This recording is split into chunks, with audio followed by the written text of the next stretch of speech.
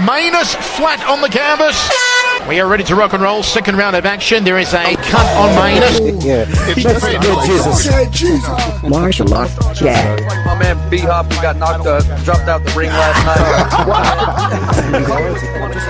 I need a little judo baby. I need me a little judo baby, and let's do it, Ron. Let's give me up. You see what filming this? You've got a face for radio. I've got a face for radio. That's nice. Martial arts chat. Martial arts. My name's Chris Allen, and this is Martial Arts Chat Podcast.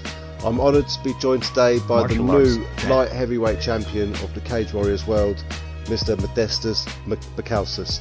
Did I say that right, by the way?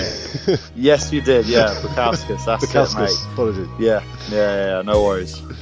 Thank you very much for coming on. So, yeah, new champion. Obviously, stupid question. I asked you this on the night as well, but I'm going to ask you again. How are you feeling? Obviously now it's been cut 48 hours nearly later. What's the feeling now? Do you know what? Obviously, the emotions are and the adrenaline is still running quite wild after the fight, straight away and everything. I guess that sort of died down a little bit. I'm still, basking in the victory a little bit, somewhat. Just thinking, looking back at the photos and the likes on Facebook and stuff like that. It's quite a boost to the self-esteem there, but I still feel absolutely amazing, but to be honest with you, I'm just ready for the next step now. I'm ready already after only just pretty much 2 days of rest. I'm ready to get cracking straight back onto it, get back into training and get on it, even though everyone's madly just telling me, just don't rush, take your time, make sure you take a bit of a chill pill. You don't need to rush back into it. But, the only thing on my mind is obviously, trying to rack up some more wins and but I guess being a fighter, I'm going to be like that. So I'm going to obviously kind of maybe have to chill around with my friends a little bit to get them to sort of tie me down a bit. Well, if your friends have been watching you all your career, which I'm sure they have, you've had fights within 21 days between fights and fights like within a month. Oh yeah, I mean, listen, I love to stay active, and that's another thing that I was probably going to mention later on is I want to fight as soon as I can, really. Do you know what I mean? Because obviously, when you're in shape, maybe admittedly not as in good shape after this weekend. The Costco bakery aisle has a little bit of a visit by me. But when you're in shape, the cardio's good, the technique's solid, and you're still on a bit of a roll. Obviously, I like to keep that going. I think it was only once at the beginning of last year, I believe, that I had like you say, a 4-week break, and then went up straight into another one. But and my dad, obviously, he sort of watches over what I'm doing and how I'm looking and stuff like that, and he can sort of tell me where I'm doing a good or not. And obviously, if I don't get hurt in the fight, then do you know what I mean? I'm ready to go again. So I didn't sustain any injuries after this fight. So I'm pretty much on the same boat. And when you're on such a high, you just want to have that feeling once again of being in the cage. It's funny, us fighters, we're probably so mad, you know what I mean? Willingly going into a cage and throwing fists with another guy is not something that's quite appealing to many other people. But it's funny because as I've had that feeling, I just want to have it again. It's mad. It's like I'm like someone who's on drugs and they just want to get that feeling again. That's literally what I feel like. It's nuts. As you said, you said your dad watches over you. You can obviously see that he can obviously see, because I know your dad manages you, and I know he can see you're ready to jump back in there again because, well, put it this way, welcome to the third or fourth round in 4 years, Yeah. So that's got to be aspect towards it, surely. Oh yeah, definitely. I mean, we work all the time, and my dad constantly says, all the time in training, how my cardio is getting better, and I feel it because as we're doing the rounds, I'm able to throw a lot more volume and stuff like that. That's why that recovery time in between the rounds that I had in my last fight, it was enough to give me the boost to go straight into the next round and keep firing. So the way we've been training, we've made it specific to be able to recover as fast as possible and then get cracking again. So, I've got to give massive credit to my dad and obviously all my other coaches who helped me along with that. I remember, shortly before my fight, I was doing jiu-jitsu and we were just doing all the get-ups and stuff like that. And even then, I had 2 training partners that were getting more worn out than me, and I was in the whole time. So, I guess, as I say, it's just a testament to my trainers, obviously working me in the adequate ways to make sure I can go out and perform. And you can, with your fighting as well, you can tell your cardio. You've heard it a million times, haven't you? Your cardio is definitely like. I actually compare you a bit to someone like Michael Bisping. Okay, he can go 10 rounds. Okay, which I'm sure you, or maybe not now. He's retired. He's a bit older now, but hopefully he won't listen to this.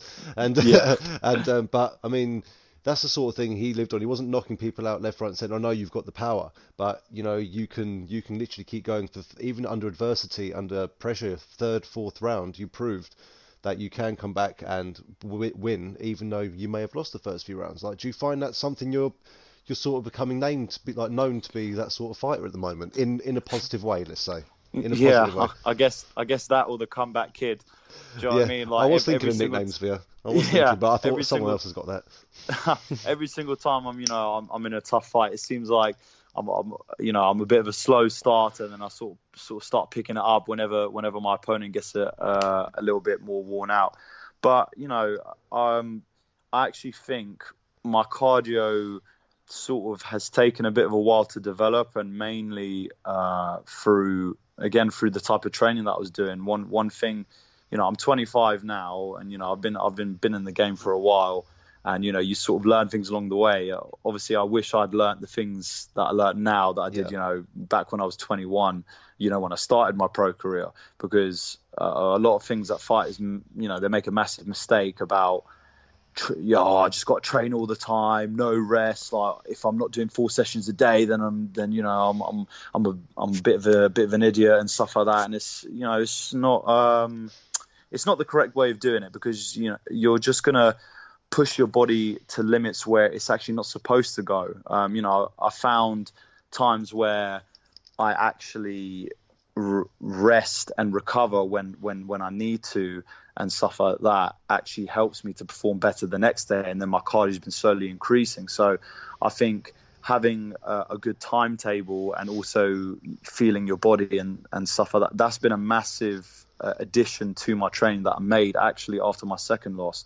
There's a lot of things that I think I've mentioned before that I needed to take a step back to sort of reevaluate things, and one of the main things was that I realised that I was severely overtrained and malnourished. So if you add those together, you're not going to be able to put out any good performances, and it showed when I do my training, because my cardio did suffer, even though I looked quite in good shape. But when I actually went to perform, I couldn't, during the boxing sparrings and stuff like that. And so as time progressed and, I started doing all the correct things, that's when the cardio started to improve a lot more massively. So and stop hitting the Costco aisle, yeah? Yeah, seriously, and stop having to make such drastic weight cuts. So, there's definitely a lot of that goes into it. So, well, you're a qualified personal trainer, aren't you, as well? Yes, I am. Yeah. So you actually understand about overtraining, and any PT I've had says you don't need to be in here for more than 45 minutes in the gym, and all this sort of stuff, and you're working out. So you're pretty clued up in that sort of aspect. So do you PT as well as do this as well? I actually I did actually PT for about 2 years. At a little boutique gym called the Gym and Tonic near where I live. What a great name for a gym. Yeah, I know. Awesome name. Yeah, I was just going to say that was the first thing that caught my eye. I was like, all right, a gym with a name like that surely has got to be a good place to go to. So yeah, I mean, I actually picked up a lot of I'd trained people before.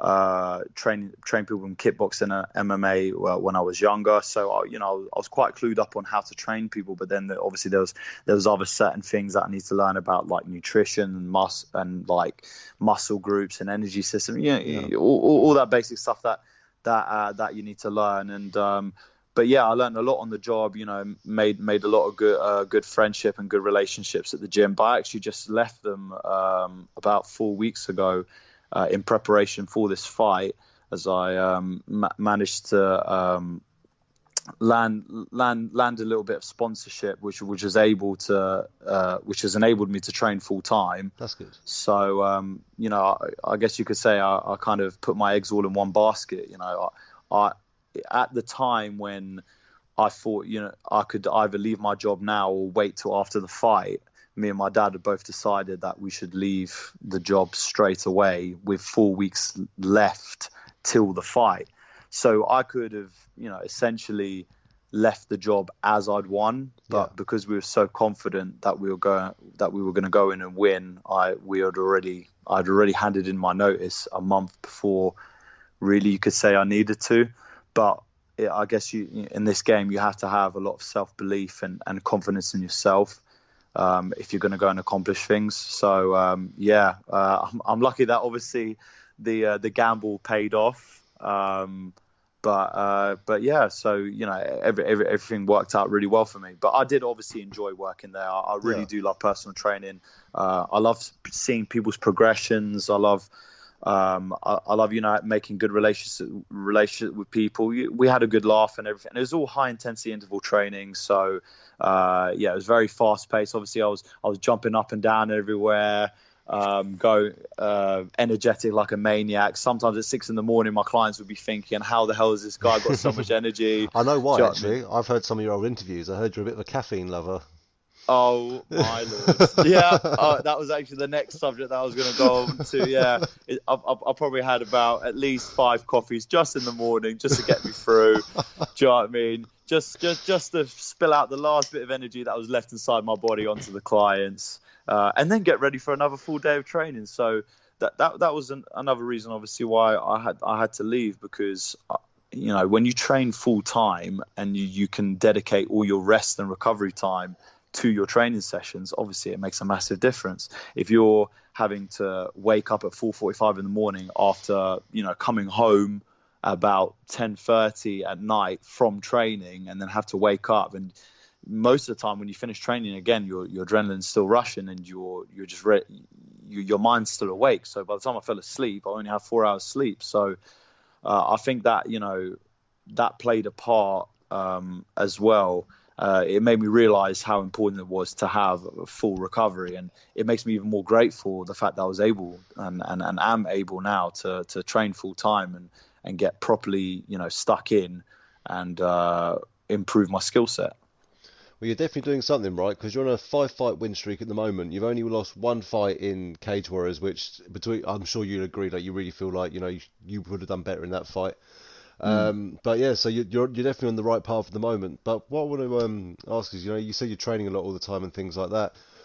You're not the smallest guy in the world, you know, you're at light heavyweight. I've heard in the grapevine that you used to cut to middleweight for some fights. Is that right? Yes, actually, yeah. At the beginning of my career, I was, you know, everyone looks at me right now as being that big guy, you know, big muscles and stuff like that. And, you know, they used to call me the gentle giant at work because, you know, I'm quite a calm, you know, maybe not so aggressive person on the outside, but then obviously in the cage, you know, I'll become a bit of an animal, I guess you could say. But when I played basketball in America, when I was 16, I was extremely skinny. I mean, whenever my dad got me started doing a little bit of weights and kettlebells when I was about 13. And then I started piling on a bit of size, but I had a bit of a warped perception as what I actually looked like. I thought I was massive, but in reality, I have a look at those pictures right now, and I was like, how the hell did I even think that I was even, you know, muscular at all? I was literally like a twig. I'm like, now I see why people call me that. And then America, they've got an insane strength and conditioning program. They start very young. They start at 15, 14 already in a strength and conditioning program. So when I went out there, I put on a lot of size. Obviously, that had a little bit to do with all the grease-filled foods that they had on offer, and obviously. And you're at that stage of age where you're going through all the testosterone going through you and all that stuff. Your trainings, you're growing still as a body as well. You know, 100%. when I played American football, that's when I noticed the most considerable gains because they were doing everything specifically for strength. I remember I started off, and obviously when you just start doing it like extremely hard weightlifting, you see a lot of progression. I started off, my bench max was 185 pounds when I got there. And then after, American football season, I think the most I lifted was 235. So that was a massive difference. 235 pounds? Yeah, when I was 17. So it was a massive change. Lifting up Daniel Cormier, pretty much. Yeah. Essentially, you know what I mean? So it's crazy that I was able to see such progression in my development as an athlete. And obviously they've done a lot of explosive. That's where I give credit to where most of my athleticism comes from. It's from all the hard, grueling sessions that I had to do out in America. And then when all the seasons had finished, American football and basketball, that's where the size really started coming on, because literally I just went into a gym every day, didn't know what the hell I was doing, just thought, do you know what, I'll just grab this. Yeah, I'll do a bit of that. And there was a lot of curls that were done in front of the mirror. It's crazy. I was doing quite, bodybuilder-esque type workouts, even though I thought I was doing it specific to MMA, but in reality, I was like, I just want to look good. Obviously, at that point, I knew that I want to go back and do MMA, but I thought, do you know what I mean? I'll enjoy it. I'll finish out my run out here in America, and then when I get back, the real hard work will start. And lo and behold, when I got back, my cardio was absolutely rubbish. So it's good that I had to work on that. But yeah, that's mainly, I guess, where the size started. And then when I got to the beginning of my fighting career, my pro career when I was 21, I still had a bit of a smaller frame. I think as my age went on, and especially after my injury, I believe it happened when I was 23. So, at that point, I was still training. I had my leg up in a brace and everything, but my dad was still making me lift kettlebells, hit the pads from sitting down. So, do you know what I mean? Like, obviously, at that point, I was really motivated just to get back and, to prove everyone that I wasn't down and out, that I'm ready to come back and come back stronger. And then during that time period of all that training and the rehab, that is, again, where I built even more size. So, yeah, the increase in the weight class has definitely been a major factor, because it allows me to showcase more of my athleticism, which I wasn't able to because I had to cut so much weight beforehand. And I was I was a much smaller frame. So now being a bigger frame, and, I guess I hold a lot. It seems like I hold a lot of water in my muscles, because the week of the fight and this one, I was 222 pounds on the Saturday. By the time it got to the Thursday morning, I was about 217. And then when I went into the evening, the Thursday evening, I went to the sauna. It started off a little bit colder, but I was in there for about 45 minutes, but comfortably. Like I wasn't like dying in there. No. And as I got out, so from 217, when I got in there, I dropped down to about 213, 212. So that, in all fairness, was a bit of a shock to me, because usually when I go in a sauna, even for an extended period of time, I lose about, 1 or 2. I lost about 3-4 pounds. So it was a bit mad. And then obviously when I woke up, took 2 sweat baths and I was on weight. So everything that we've been doing nutritionally and with my training and everything seems like it's been working out, and I'm definitely enjoying light heavyweight, because it's not actually that bad of a cut in terms of, oh my god, I've got, like, a lot of fighters were telling me that they had to cut out their carbs and they were starving themselves, whereas I was literally eating about 250 grams of carbs all the way up until my weigh-in. So, I guess you could say I have a bit of a privilege in that case, being able to eat well still and make weight, which is obviously great. Which makes a huge difference to your cardio as well. And also, as they say, it makes a difference to, if you do take a shot, you can take a shot a lot better. They say, if you, because especially I've had a low carb diet before myself, and I just have no energy when you don't eat carbs. Yeah. Like, a good example is, I was about to look when Conor McGregor used to cut down to featherweight. Look at him, and then look at him when he fought Nate Diaz. He just looks so Yeah. much healthier, you know. And you're seeing a lot of fighters, they're just killing themselves. And I think you're a prime example of showing how good your cardio is. When you have taken a shot, you literally just take a shot and keep coming forward, you know. And Yeah, and you know, again, I've got to give credit to Marvin Hamlet. He did catch me with some good shots, especially on the ground, and you know, he caught me with some nice shots from standing as well. So, and I've been doing. I don't know. It seems to me that I do have quite a good chin. Because there's some of the shots that I have to, and even then, I say, yeah, some of the shots I've taken in training seem like quite big shots, and I'm still okay, and I'm still standing there. But really and honestly, if you look at my training regime, I don't actually spar all that often. You know, I may have done a bit more boxing sparring than anything in the lead up to this fight, and I did. That it was mainly the last 2 weeks and even then I did technical sparring in order to try and stop the takedowns. It wasn't so much like, you know, going hell for leather, you know, a couple of times a week. So like people always say, oh, so when's your sparring? I'm like, well, to be honest with you, I don't actually do all that too much crazy sparring. So maybe the fact that I'm preserving my you know, my head, you know, and my brain from not taking too many shots in my training camp, maybe that's another factor that's playing into it for me being able to take shots in the fight. You know, who knows? I don't really know the science behind it, but well, you're comfortable in your stand-up. You've got a comfortable is it K1 kick background, haven't you, as well? In kickboxing. Yeah. So and as you can tell, you wouldn't want to get kicked by you, mate. I think your leg was on the size of my waist. Do you know what I mean? Yeah. That's probably where you hold most of that water, to be fair. Yeah, probably. Yeah. I was just gonna say, every time I look at myself in pictures, I'm like, oh well, that's why I'm 222 a week before the fight. That's where I'm holding all that weight, is all in their big legs. Because I always used to be the guy who wanted the big upper body, and then I keep looking at myself and thinking, why the hell am I so heavy? And then people are like, oh yeah, well your legs are that big. Trust me, getting a pair of skinny jeans on, it's definitely not the one. I have to get that flex fit every single time. I'm not surprised that I say trying to cut that weight must have been an absolute nightmare sometimes with them things. Maybe that should be because you haven't got a nickname yet, have you? No, I haven't. How about tree trunk, or was that rude? I don't know. Tree trunk. I guess it has somewhat of a catchy ring to it, but yeah, I'm not sure that would sell too well. Comeback kid's a bit overused, I think. I don't know. Yes, do you know what? Saying that, yeah, it's funny. For a long time, I've been thinking, what would be the appropriate nickname for me? You know, if anyone out there can think of something decent for me, I'm all up the gas tank. The gas tank.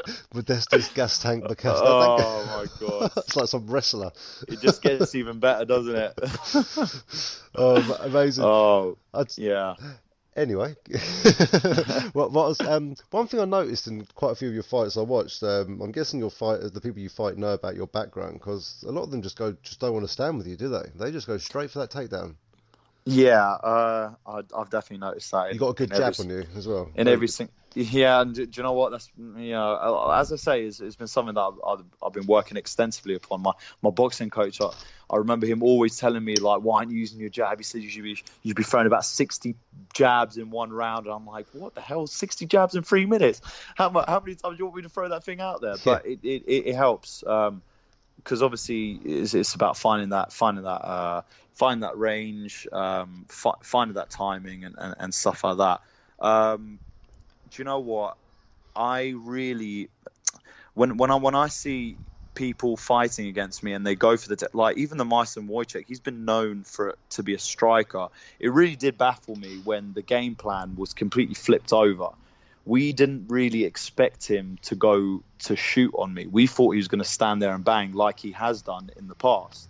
And, you know, credit to him again. He put his game plan forward really well, because he did manage to get me down quite a few times. But yeah, I guess sort of, you know, the unexpected is what sort of, you know, it shocked me that he went for takedowns so much and so aggressively. I mean, I'm not sure if it's, you know, maybe some of the highlight videos that I put up of my training and stuff. And it's crazy because, you know, we see, you know, that they are going for takedowns quite a lot. and I guess that's why I've had to train in order to be able to, defend against all that. So in a way, I've got to thank them, because now it's making me a better fighter against wrestlers. So, but yeah, I would have thought that people would still want to strike, even knowing that I am a bit of a better striker. I mean, I'm not sure what words sort of going around, because in my fights, if you look at the strikes that I've landed, I haven't landed the more devastating strikes that I know I can do, which is mad. Because people are scared of the striking, but they've only just saw little glimpses of it. I mean, the spinning back kick with Wojciech, that's again just a little bit of a taster. Yeah. Even in the Marfin fight, I don't think I really threw many kicks, but obviously, I didn't want to kick too much, because I was fearing that if he caught my legs. So again, I guess as time goes on and as my career progresses, I'll learn to overcome all of that, and I'll be able to throw more of the devastating strikes that I know I can do. And again, having to find the range, it's a lot of that. But I think having to do all the boxing and get the hands going is definitely something that has to be quite solid when you're preparing to go into big fights in the UFC, because everyone then can throw strikes really well. I think actually if I fought the competition which was giving me a harder time on the feet, that would make me step up my game and make me have to throw crazier strikes. So I think it all plays hand in hand. Every fight is a step up for me, and every fight makes me show out or bring out more of the skill set that I have. So it's just a case of carrying on that same sort of routine as my career goes forward. So yeah, and in your last fight with Marcin, no respect to yourself, but he was picking you up quite a lot. He was quite a strong guy. What did you do differently? Like, you obviously went back and looked at that and thought he's picking me up too easily here. And obviously, when you fought Martin, he barely picked you up at all.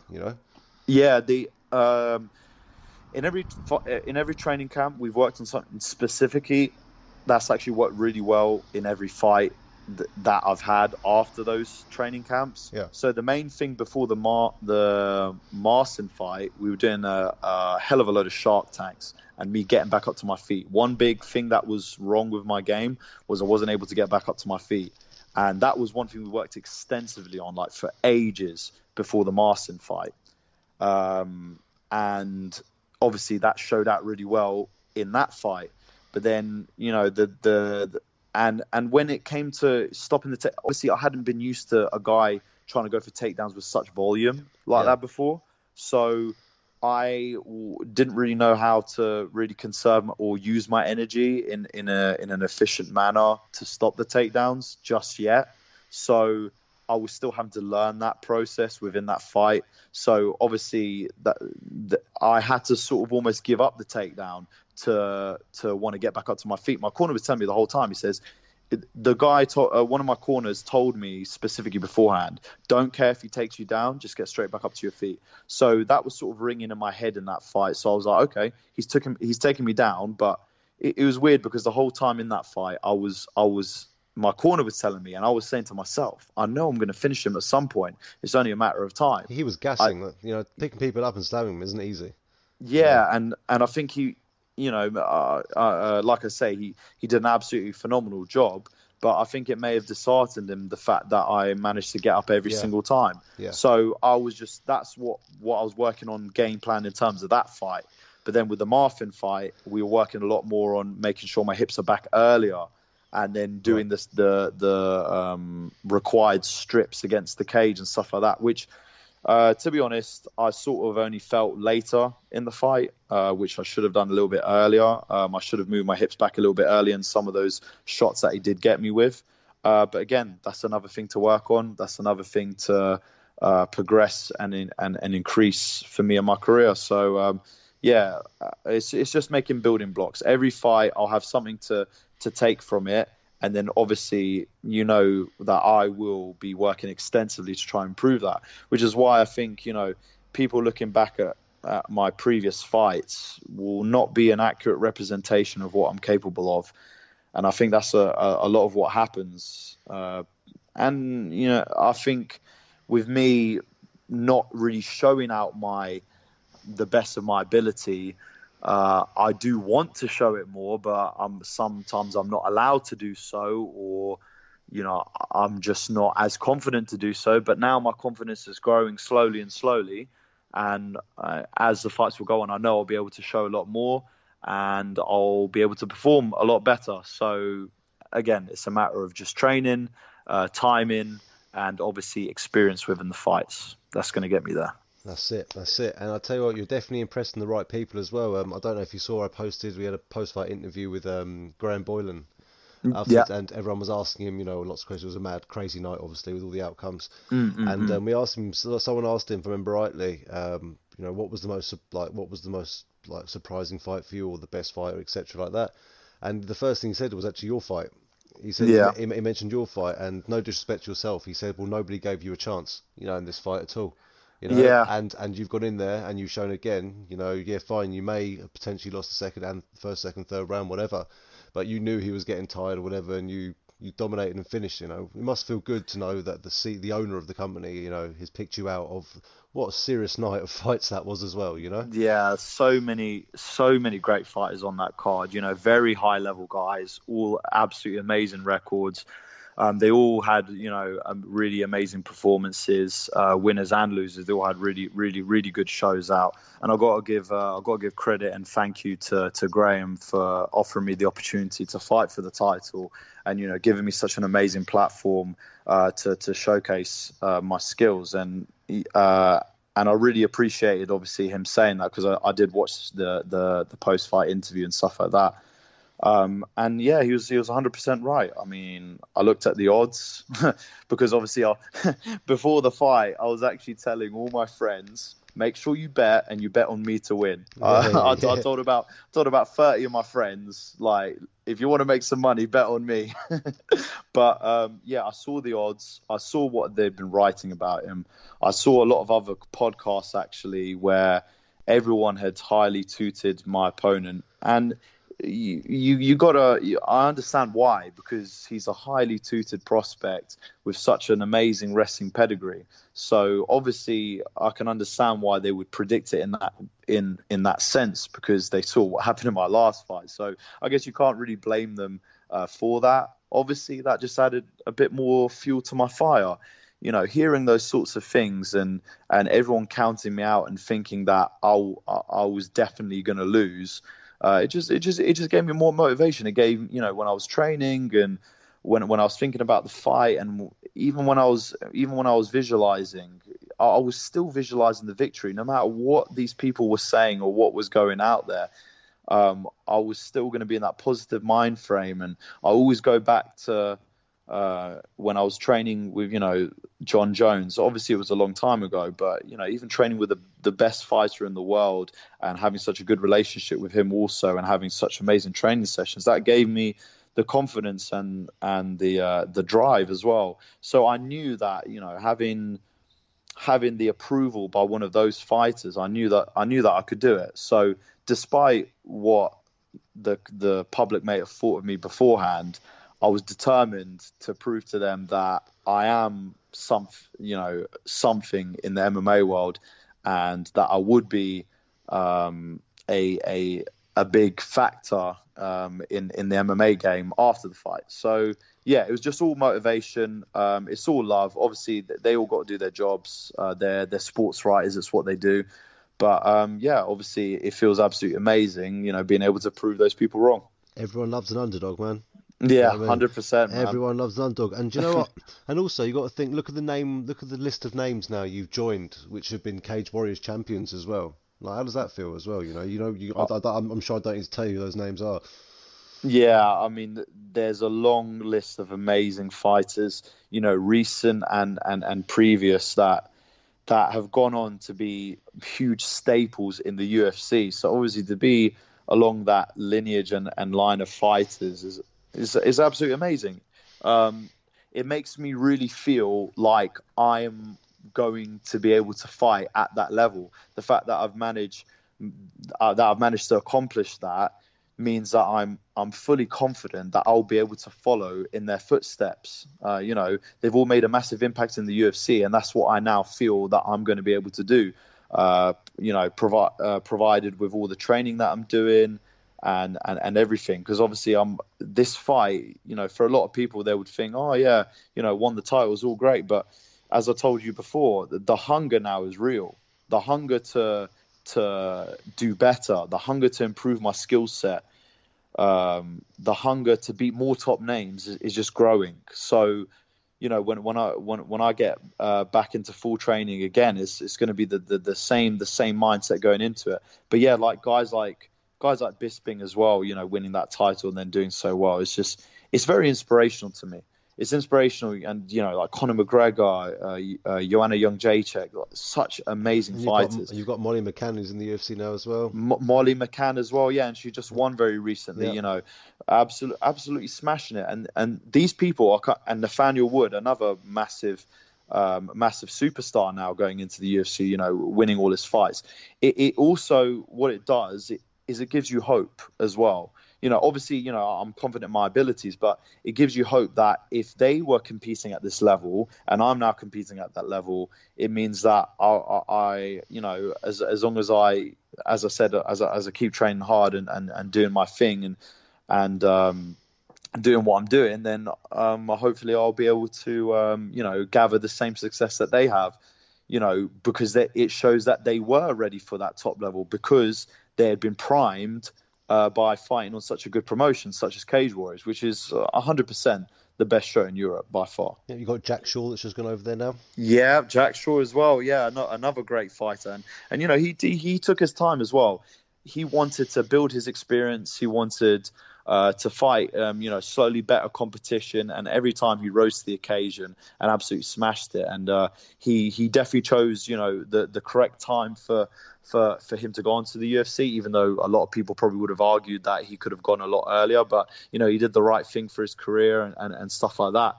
And and he'll be another guy that'll be highly tutored to do well in the UFC, as I'm sure he will do, because his skill set is absolutely amazing. That's it, and it must be nice as well knowing that you've got the president of, you've got Graham Boylan, the president, or the owner even, sorry. He's quite happy to move you fighters on as well to bigger things. He's not going to hold you back. He's got the deal with UFC Fight Pass. You're hearing things now. I saw something come out today about a fighter who got a UFC contract. I'm not going to say any names.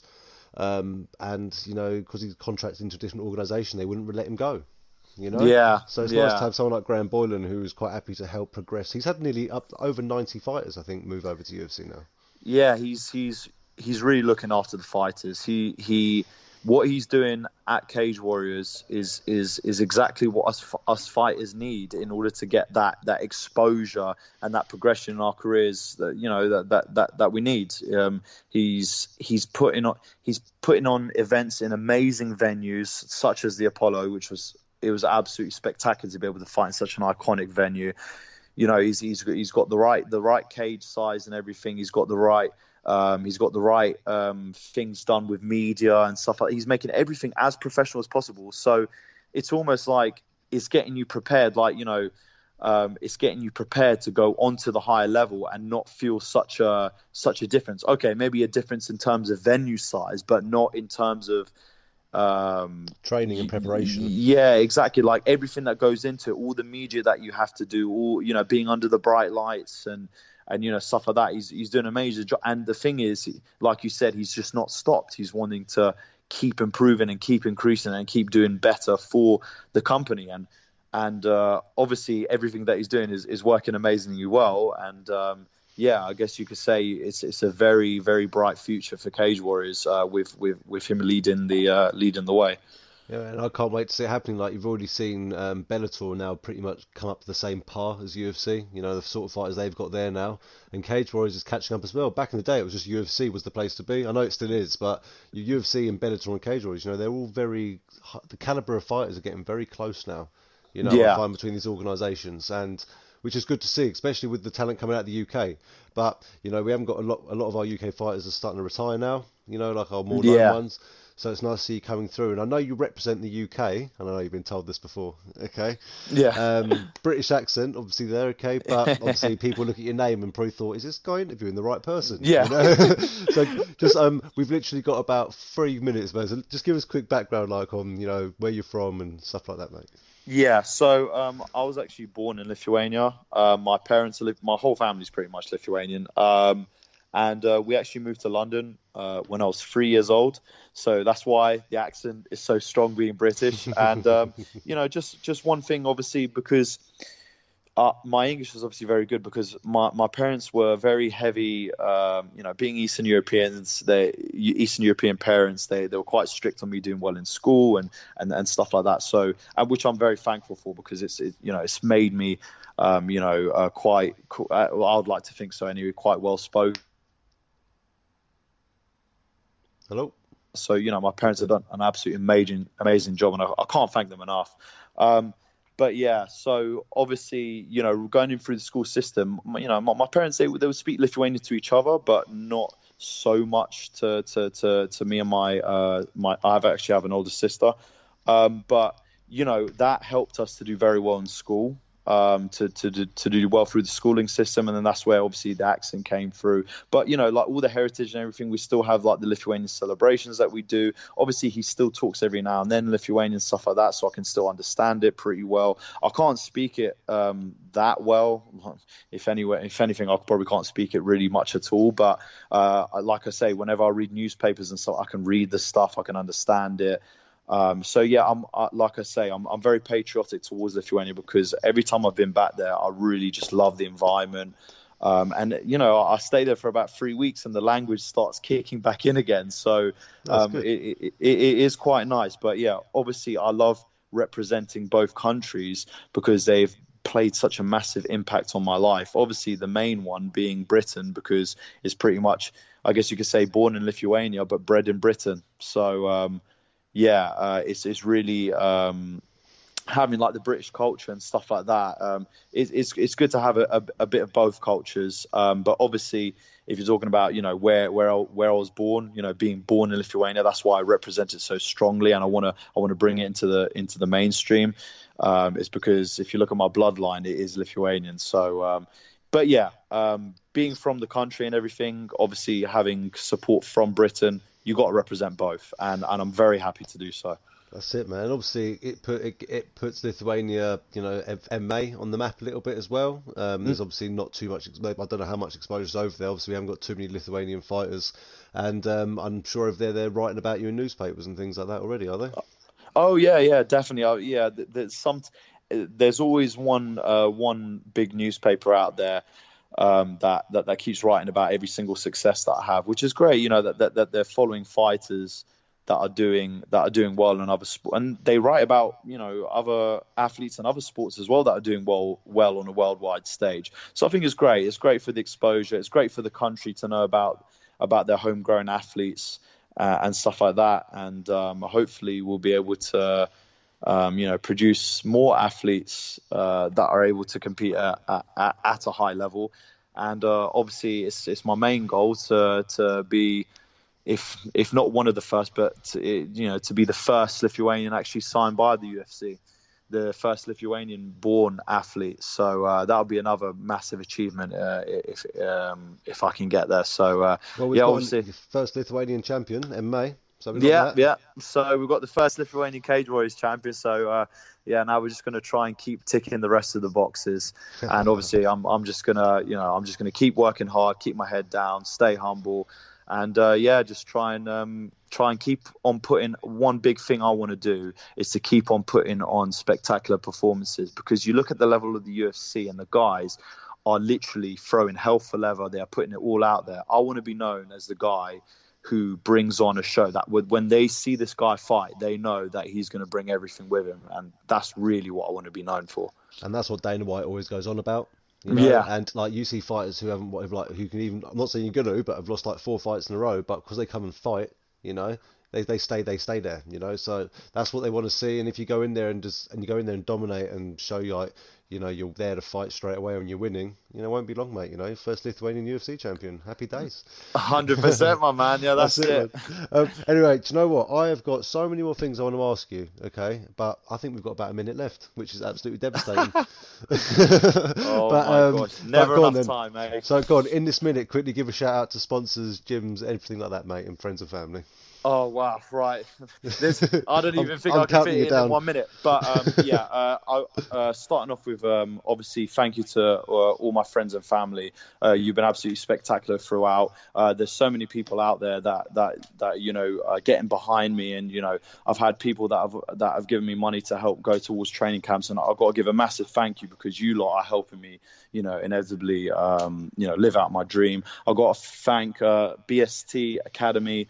Massive help in my training camps. I've got to thank Mill Hill BJJ and Daniel Strauss for helping me with all my ground game and helping me with all of that. I've got to thank obviously my dad, my main coach, and obviously helping me with my striking and stuff like that, and just my overall game plan. Got to thank Denniston Sutherland, who's also in my corner. He's like another family member. He's absolutely amazing, and again, I can't thank him enough. All my training partners that have been around with me, that have helped me towards this. I've got to thank Merakilo, got to thank Black Sheep Dispensaries, got to thank Fighter Shop UK, got to thank you to Mauler MMA, massive thank you to Mauler.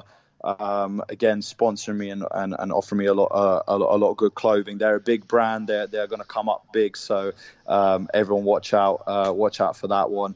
There's literally so many people that are Distinct Physiotherapy, West Hampstead Physiotherapy. Like I say, they're just too many people to. And I'm putting you under pressure. I know. Because seriously, I'm literally just thinking about. I'm trying to go down the list of people because also Sancte Pue, that I think I'm not sure if I'm pronouncing it correctly. MMA for Kids, got to thank that guy. Prestige Protection Group, absolutely amazing. Close protection services, absolutely amazing. Like I say, everyone's just had a massive impact and massive help for my career. And listen, the journey is not over. We are still going, and we are all going to make it together. If there's one thing that I want to do, is for all of us together to succeed with each other. That's it, mate. And if he wins, guys, everyone, cake's on him at Costco. Yeah, exactly. Trust me, I'll be dishing them out. Also, I just want to say one big thank you, obviously, to Gintas Combat, which is my dad's brand and my dad's gym. We are still going strong, and I'm pretty much the only athlete now from there. But just know that it hasn't died. It is carrying on very, very strongly through the MMA ranks. And yes, cakes on me, people. Trust me, I'll be dishing out all the best ones. I've got quite a sweet tooth for all that kind of stuff. So I'll tell you what then. If the next time I come to one of your fights in the post-fight interview, I'll bring you some. What do you like? Oh mate, there's even too much for me to mention. But do you know what? A lovely red velvet cake with a lot of cream in it, mate. That would literally make my day. I don't know how if I can get it through security. Yeah, no problem. I'll just keep getting you to interview me. I'll be like, listen, I can't talk to anyone else. I need to keep talking to this guy. Keep bringing on the cake. Do you know what, mate? I really appreciate chatting to you, mate, and taking the time to come and speak to us. And I can't wait to speak to you again. I'm sure we will be doing it not too distant future, mate. Definitely, my man. Thank you so much for having me on. It's been amazing chat, and yeah, definitely we'll be speaking to you in the near future. Cool, man. Thanks very much. All right, my man. Thank you very much. All right, bye bye.